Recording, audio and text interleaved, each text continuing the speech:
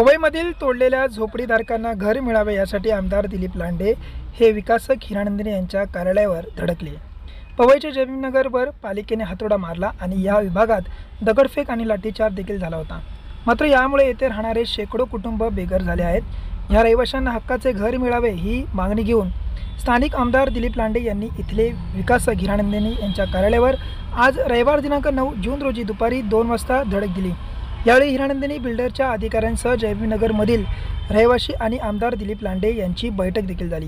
यावेळी विकासकाच्या मालकीच्या जमिनीवर रहिवाशांना हक्काचे घर देण्यात यावे अशी मागणी देखील केली।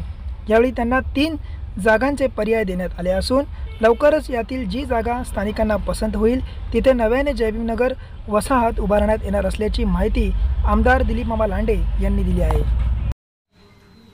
या जयभीमनगरमध्ये न्यायालयाच्या आदेशानुसार त्याच्यावर कारवाई करण्यात आली, परंतु यापूर्वी सदर ठिकाणे ही महाराष्ट्र शासनाकडून असो महानगरपालिकेकडे असो लेबर कॅम्पसाठी सदर विकासकांनी ती जागा भाड्याने घेतलेली होती, तात्पुरते घेतलेली होती।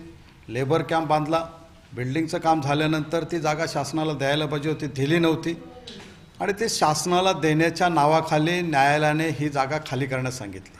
करत असताना गेले अनेक वर्ष हे जी लोक तिथं राहतात त्यांना महाराष्ट्र शासनाच्या नियमाप्रमाणे महानगरपालिकेच्या कायद्याप्रमाणे त्यांना त्यांच्या हक्काचं घर हक्काची जागा देणं हे ते विकासकाचं बंधनकारक आहे, शासनाची जिम्मेदारी आहे।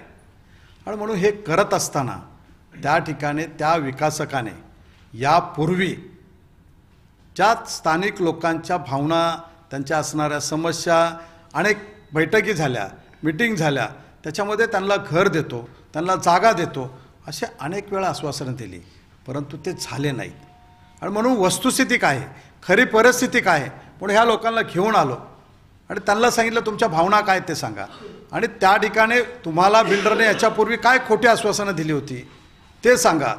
हे ह्या ठिकाणी ही सर्व चर्चा केल्यानंतर या लोकांना त्यांच्या हक्काची जागा त्यांच्या नावावरती करून द्यावी असा निर्णय ह्या ठिकाणी घेण्यात आलेला आहे।